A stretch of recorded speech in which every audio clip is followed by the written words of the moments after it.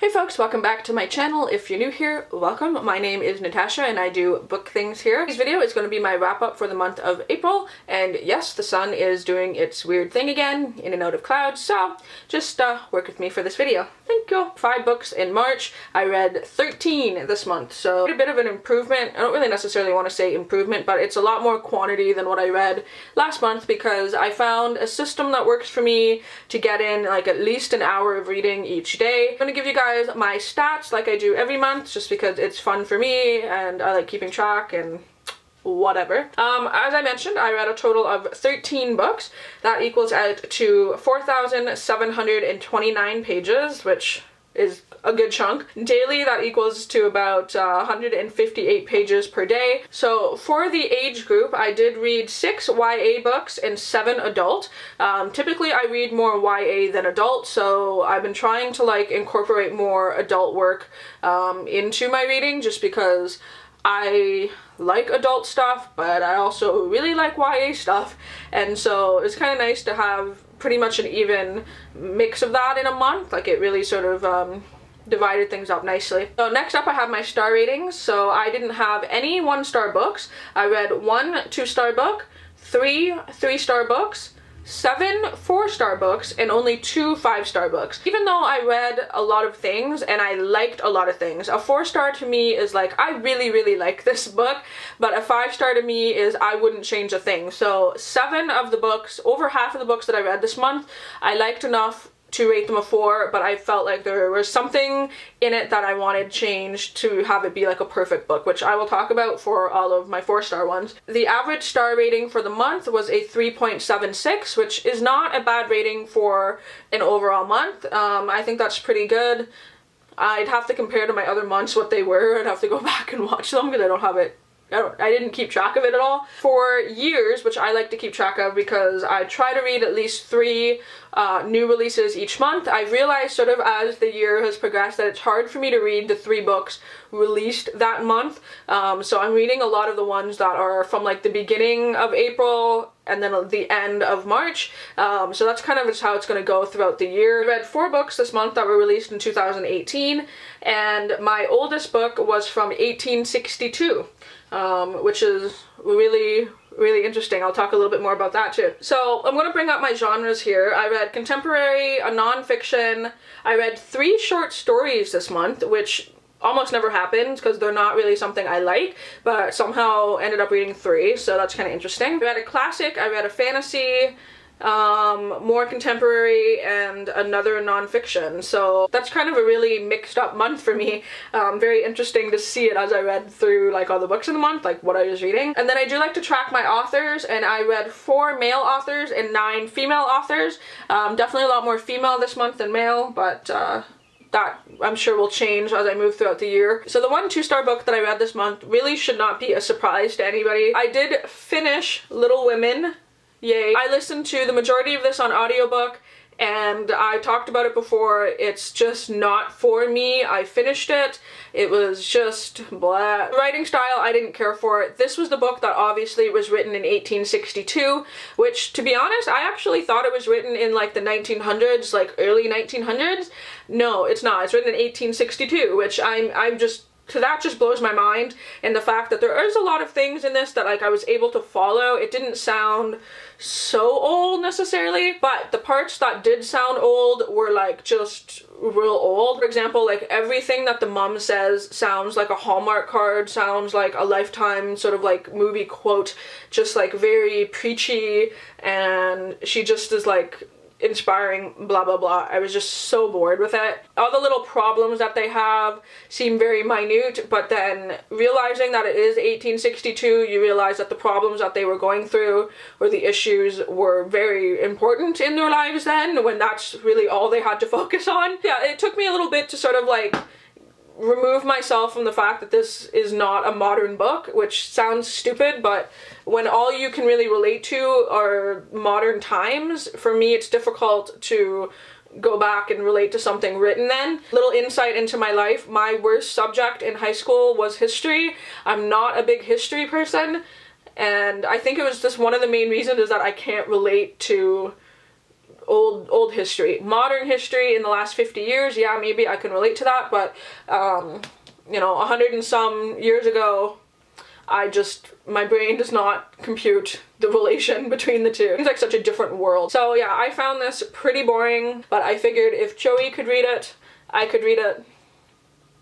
I rated it too. This one I had an audiobook for, and what I like to do every now and then is check my audiobook app through my library and see which books I physically have that are in audio format and listen to them that way. That way it sort of takes a book off my shelf, yet I still have something to listen to while I'm on the bus. So one of the ones that I listened to was We All Looked Up by Tommy Wallach. I have since learned that Tommy Wallach is a massive D-bag. Fuck that guy. I don't even like the fact that I bought this at a library sale for like 30 cents. That aside, I decided to listen to it on audio and it was just meh. And here's the thing. So this book follows multiple perspectives of teenagers as they discover that a comet, I believe, or whatever, asteroid, might be coming to hit Earth in 2 months. This follows like what happens down to that sort of final day before it does or does not kill everyone. I love that idea. I really, really like that idea a lot. I love sort of almost end of the world scenarios. And this reminded me very, very much of We Are the Ants in a lot of the ways that it sort of discusses end of the world kind of stuff through the eyes of a teenager. However, I just didn't like this, and I think that after having read We Are the Ants, which handles that subject so well, and also The Apocalypse of Elena Mendoza, after reading those two books, which like Sean David Hutchinson handles so well, and he does it in like such a way that like really grips you, this was just bleh. I don't know if it was because I listened to it on audiobook or not, but I didn't really connect with the characters. Some moments that I liked, which again is why I gave it a 3, but and the idea was there, but I just didn't care for the writing. It was very obvious that this was a guy writing like teenage girls. It was just kind of cringy at some moments. Also, like I said before, fuck Tommy Wallach. Happy to get this off of my shelves. So next up was one of the TBR picks, and that was Boys and Girls Like You and Me. This is a collection of short stories that sort of all tie together with like females, kind of. It was very, very interesting. There was a couple of short stories in this that I absolutely loved. As it sort of like happens with short stories, you'll see that typically I don't rate them very high because I'll have a couple stories in it that I'll really, really love, 5 stars, and then a couple that are like average, and a couple that I really don't like. There was just some that like I will remember and it will stick with me, but none that were necessarily like groundbreaking. So overall, I think like if you happen to stumble across this book, check it out. It reminds me very much of a lighter, less deep version of another one that I read this month, which was Difficult Women by Roxane Gay. Definitely an interesting short story collection. If you stumble across it, I do suggest it if you like short stories. The last book that I rated a 3 this month was the first book that I read, and one that I actually pre-ordered to get. Sadly, this wasn't one that I super enjoyed. Typically I try to purchase things full price that I know I'm really gonna like, but this one surprised me in, I don't want to say a negative way, but in like a way. So that book happened to be The Disturbed Girls Dictionary. Now, little heads up, if you guys like my makeup look, it's inspired by this cover. Stay tuned for a video coming on Monday about this, if you guys are interested. So this book follows a teenager named Macy Cashmere, which is a ridiculous name, but they explain that in the book. And she's just a teenage girl who is, for lack of better words, going through some shit, and there's just so many things in this that are like heart-wrenching. Her family position, the sort of the foster care CPS sort of system, her schooling, her friendships, things that happen to her, things that happen to her family, the way that she's taken care of or not. There's so many things in this that just absolutely broke my heart. Outside, there's like cleaning the streets. Necessarily a spoiler, but like it never gets better. There's never that one moment in this book where any hope happens. That aside, this is told in such an interesting format. She basically does it in diary dictionary format, which is something that I've never read before. I am definitely going to talk more about this on next Monday's video, because makeup look inspired by this. I talk a little bit more, but yeah, I gave it a 3 just because it wasn't what I wanted, and it wasn't what I thought it was going to be, and it was darker than what I wanted at the time, and I just like was not prepared for it. Writing style is hard to judge too because it's written by the perspective of this girl. I ended up reading it a 3, but it was almost a 4, but I don't know, I just decided out of 3 just because I couldn't just justify that 4 for whatever reason. So moving into 4s, this is a book that I have been dying to read for a very long time. You guys saw in my haul that I had a gift card from Jeff's sister for my birthday, and I went and I purchased this and read it. That is From Here to Eternity. That's a gorgeous cover. I read her other book, The Smoke Gets in Your Eyes, or Lessons from the Crematory. Absolutely loved it. That book was a 5-star book because there were so many bits of information that stuck with me. This one, however, is told a little bit differently. It follows her personal journey going to various places and exploring the death traditions around that culture. It felt a little bit more like a travel book, a little bit. Very interesting regardless. But the only thing that I had real issues with this that didn't make it a 5-star book was that a lot of these traditions that she mentions, I actually know more information about. And while reading it, I wondered, oh, why didn't she mention this and this? I would have preferred more info dumping about the actual ritual or whatever it may be, as opposed to her travel, like her personal opinions and travel about it, I guess. Basically, this is a short book and I needed it to be like 3 times as long is what I'm saying. That's not necessarily like a negative review, it's just I wanted more. Yeah, I feel like she definitely has so much to talk about, and I love the way that she describes things. It's very humorous. So yeah, I definitely liked it. I just wished it was more. So that's why I ended up giving it a 4. So the next book I gave a 4 was A Gift from Julie over at Pages and Pen. That is one that I've been sort of chipping away at for like a while now. That is Difficult Women by Roxane Gay. Again, a collection of short stories. I've read a lot of them this month. This one, though, I had to stop at some point and put down because each individual short story in this I basically really liked, but they were so hard to like process, and you did have to think about them, and it wasn't just a book that you could easily speed through in like 2 days. Like, you needed to stop, read one, stop, think about it, you know, like it just wasn't like a fast moving book. There are some short stories in this that I will not forget anytime soon. A lot of them are dark. They do all follow women. There's a lot of sexual themes in a lot of them, so just keep that in mind if you're looking to read it. But there's some where I finished reading them and I just went, okay, that's enough book for today. Just intense and like very, very intense. And I actually need to like break down each individual story and message Julie and go, what did you think of this one? Needs a reread. And this is one that I feel like I want to just sort of always be reading. Go read something else, pick it up, read another one.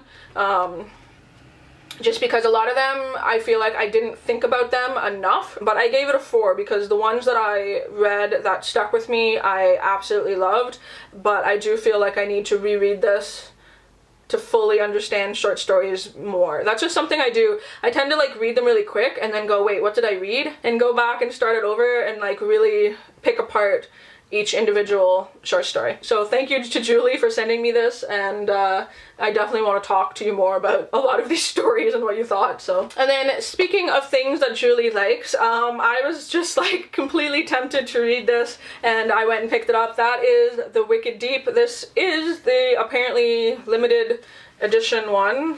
I didn't realize that there was one that had the special stars. Apparently that's just the first edition, but I did pick this up based off of just the amount of praise that Julie was giving it, and the fact that like I really like witchy stuff. Like, not really a surprise to me. I love Halloween, I love October, I love witchy aesthetics, vibes, lifestyle even. This was just a book that like I didn't know I needed until someone said, you need this. In hindsight, I don't know why I rated this a 4. It really is more like a 4.5, and I'll explain that. It's very much almost a perfect book for me. It follows this town and sort of what happened 200 years ago when these 3 sisters get accused of witchcraft and drowned, and now you're sort of seeing modern day what happens with like that whole like lore. I'm horrible at describing things. Already into it. Into it. One of the words that people describe it as is like atmospheric. That's not a word. How do you atmospheric? There we go. It's very descriptive in the surroundings, and it's eerie and creepy and like foggy. The best way I could describe it is like, I feel like I could taste this book and like feel this book. Like you read it and you could feel what the air felt like when you're in this town.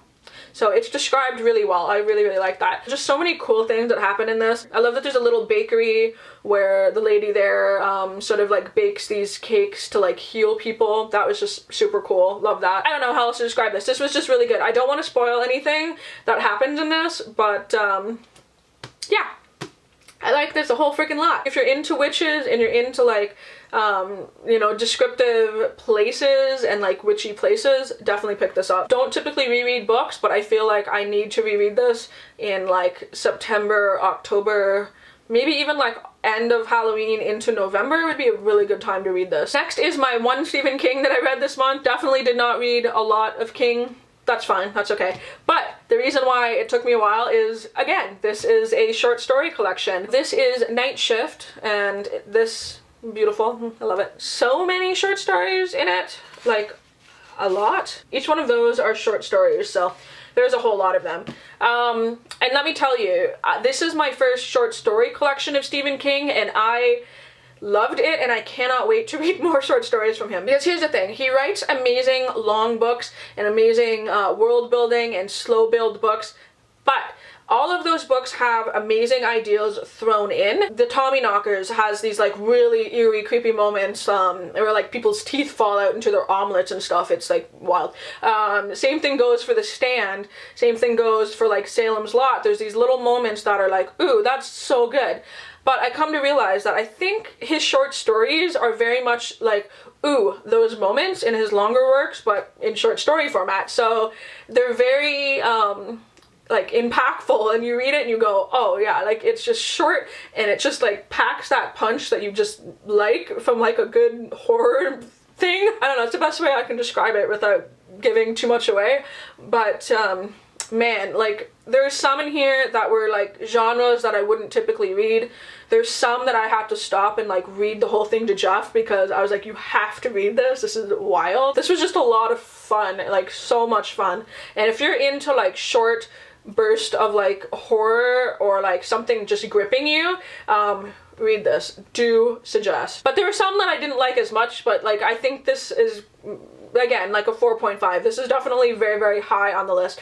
It's just that, again, in a collection of short stories, there's going to be some that you don't like as much. I am going to make a whole Stephen King Sunday about this as expected, but some that are just amazing if you want to try to find them. Graveyard Shift was really cool. It's definitely gory, so there's a gory one there. Battleground was insane. I think that's the one that it's basically this guy has what I describe as like PTSD, and he orders this box set of like little soldiers and stuff, but to him they come alive, or do they just come alive? You don't entirely know, right? They battle him and whatnot, and they're like these little miniature men battling like a full-grown man, like that one fucking thing I can't think of where the little people tie down what they think is a giant.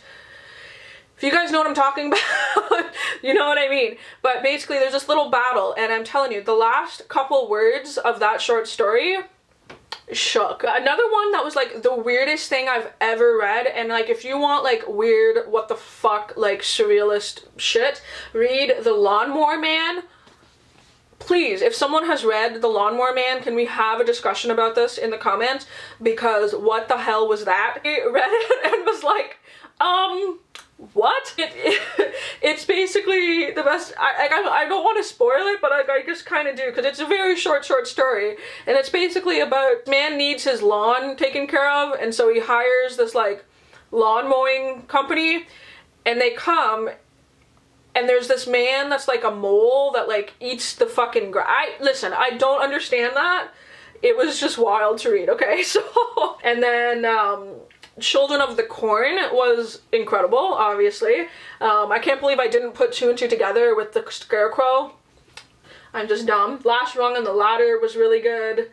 Yeah, they were all pretty good. So there were some in there that were definitely 5 stars, like the ones I mentioned. Other ones were really good. Some that were a little bit boring, whatever. So I ended up rating it a 4. Definitely closer to a 5 just on the enjoyability factor. And there's so many things in this that, like, they're all very different from each other, and they're all very creative, very interesting. A lot of them too I could see being full-size novels. But anyway, so next 4-star book is a new release, one that I picked up this month. That is Picture Us in the Light. This book was so amazing, and this is a slow burn YA book about family. Now, what I find is, like, you don't get too many slow burn YA books. Like, I feel like it's a lot of like, this is what happens, and then they go off to school.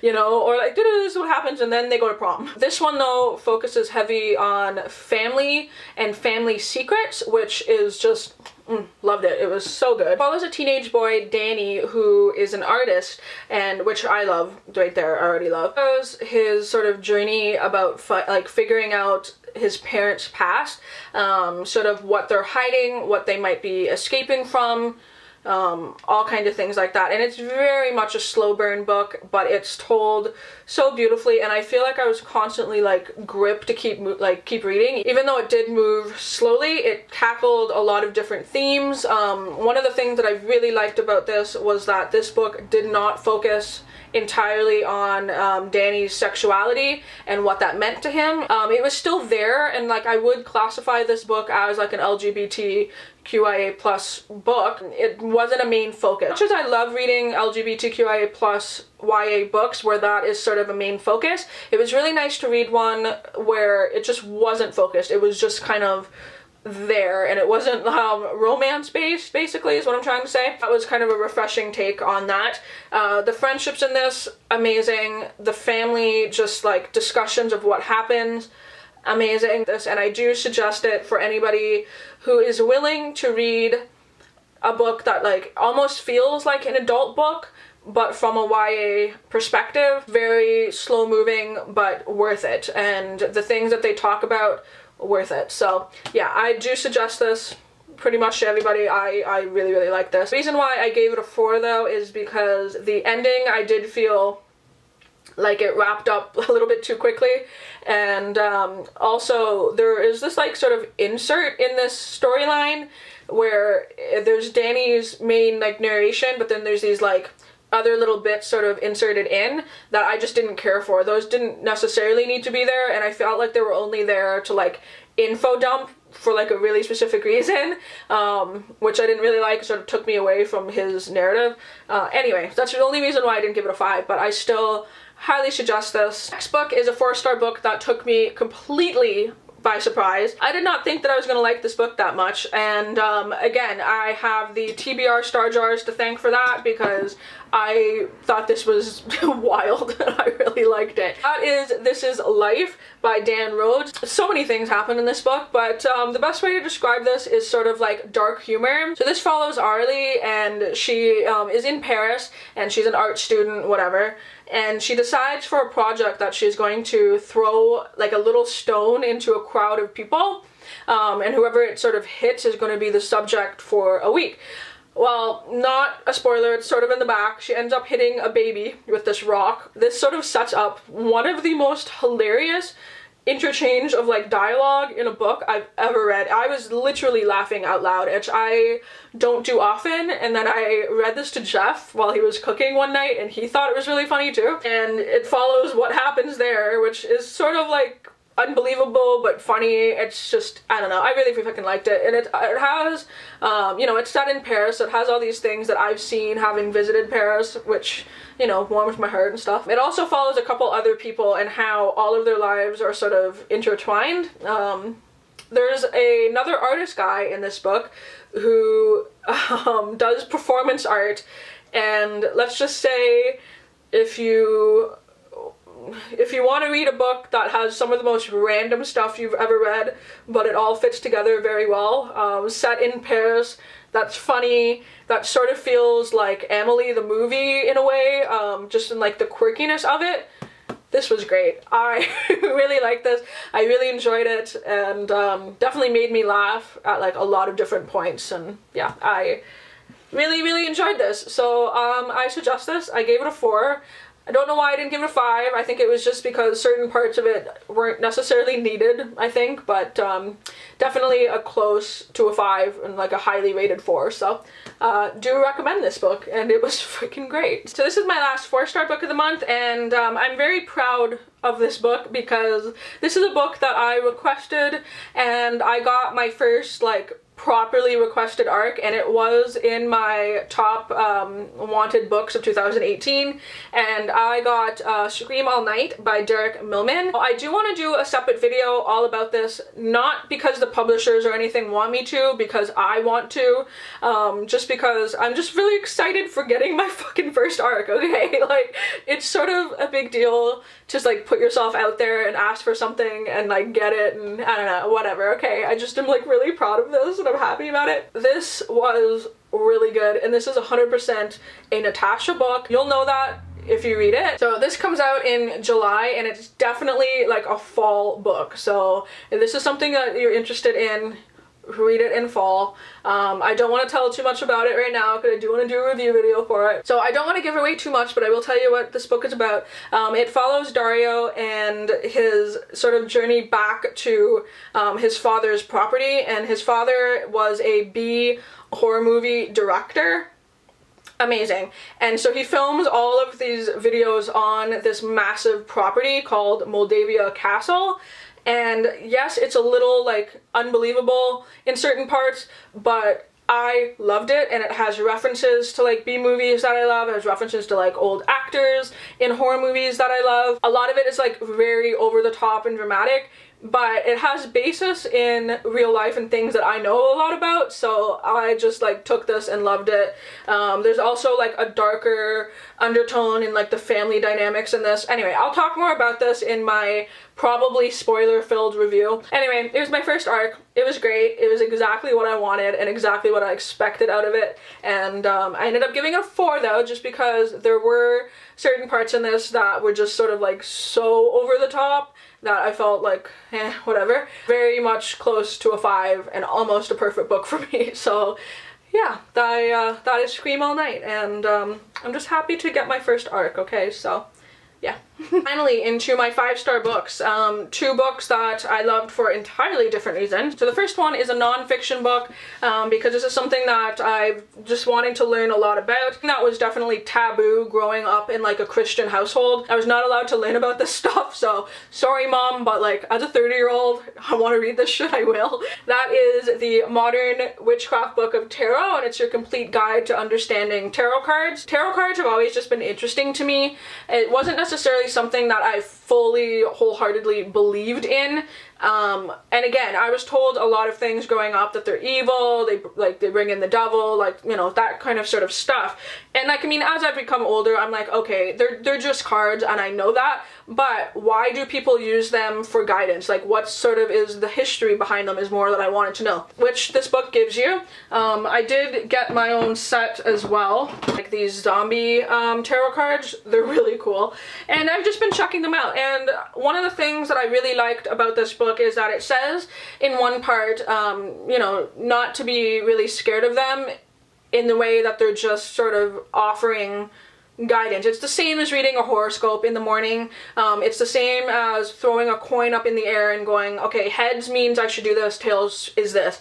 Only instead of heads and tails, there's 78 different options. And it just sort of like paints a nice picture of like, you know, what might happen. Or, you know, you can ask it like, okay, should I do this job or this job? And they would kind of go, well, you know, like blah, blah, blah, blah. Like, it's all just fun for me. I'm learning more about like what each card is supposed to mean and that kind of thing. But I gave this a 5 because for a beginner who knows absolutely jack shit about tarot, this is an easy way to digest it in a way that's not like overwhelming. But anyway, and also the whole like front of it is basically history and where they come from and whatever. So yeah, definitely something that I've sort of moved into being interested in, and yeah, I thought this was really fun. I definitely know way more about tarot than I ever did, and I think it's really fun and interesting. So, and then lastly, because my camera battery is dying, the last 5-star book that I read this month, and